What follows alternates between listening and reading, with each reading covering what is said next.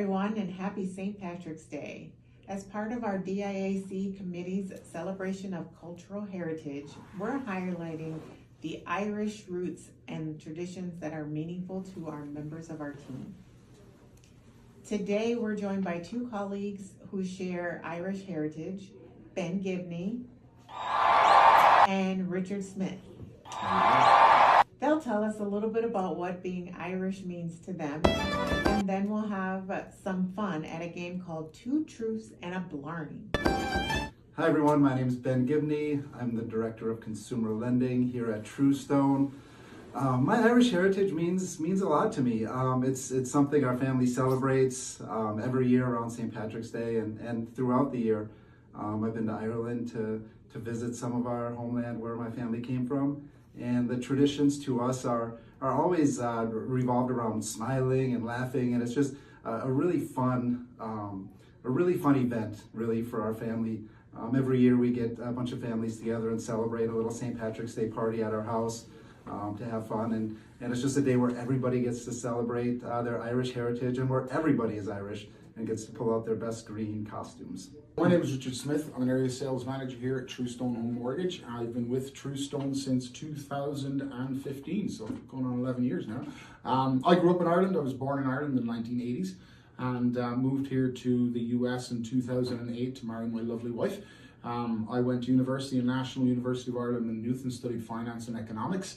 Irish heritage, well, it's kind of something I celebrate every day and don't just leave it up to Patrick's Day. I consider myself to be very passionate about my culture and the country I came from, and I'm very proud about the history and the, I suppose, the accomplishments of the Irish nation as a whole, and especially through the struggles that the Irish people have been through all these years. So that's what Ireland means to me, strength and courage.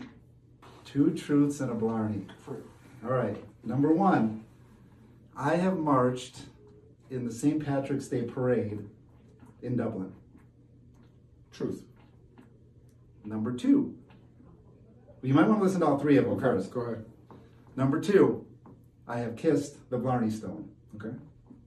Number three, I have had a pint, or maybe several pints, at Gibney's pub in Ireland. Ooh, okay. What part of Ireland? Malahide. Malahide. Well, I'm going to say if you haven't had a pint of Guinness in Ireland, there's something wrong with you. So if you've been there. So I'm going to guess the pint of Guinness in Gibney's is a truth. That is the truth. All right. I'm going to guess that the St. Patrick's Day Parade in Dublin or the Blarney Stone. So the Blarney Stone's a tough one because I know what it takes to kiss the Blarney Stone. I'm going to say that the Blarney Stone is the Blarney, and marching the St. Patrick's Day Parade in Dublin is the truth. The parade is actually the Blarney. I have not marched in the St. Patrick's Day Parade in Dublin, as much as I would love to. No, I'll put hand up. Out of the three, the Blarney Stone one was the hardest because you have to climb all the way up, bend backwards, yes, bent backwards, and you're still not kissing the Blarney Stone, believe it or not. So the Blarney Stone, they're not sure is the right one. It was taken out to actually be, for renovations and for restorations, it was taken out and to be put back in the right place. They're not sure they put back the right stone. Football was invented in Ireland. Not NFL. Football was invented in Ireland. Corned beef and cabbage is completely Irish. A Blarney is not actually a lie. I'm going to have to... I don't think football was invented in Ireland, right? Was it? So I'm going to say that's the Blarney. Okay. So, can I ask where is football invented? No, you cannot. So, one of the funniest things about me is that Americans and the English, they're always arguing over the term football, right?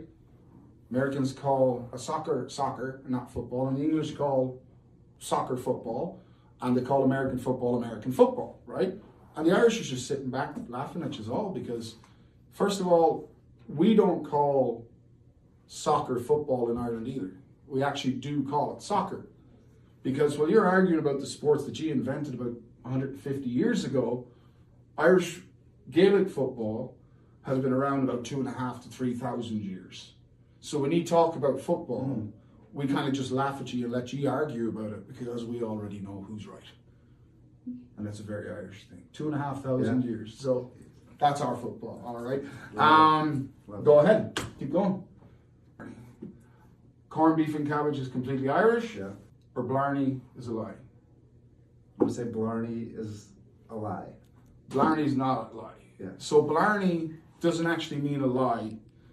Blarney, when you kiss the Blarney stone, means it's the gift of the gab. It means it's charisma, it's charming. It means when you go back out into the world, everything you say will be more interesting. It'll be more believable. And that's why it's often considered to be a deception, is because whatever you say to people, once you kiss the Blarney stone, they're going to believe you anyway. But it's all about getting the gift of the gab, Yeah. or the gift of charisma. And that's what the actual Blarney is, so it's not actually a deception. You know, many different places. It is by far the favorite place that we've ever been to.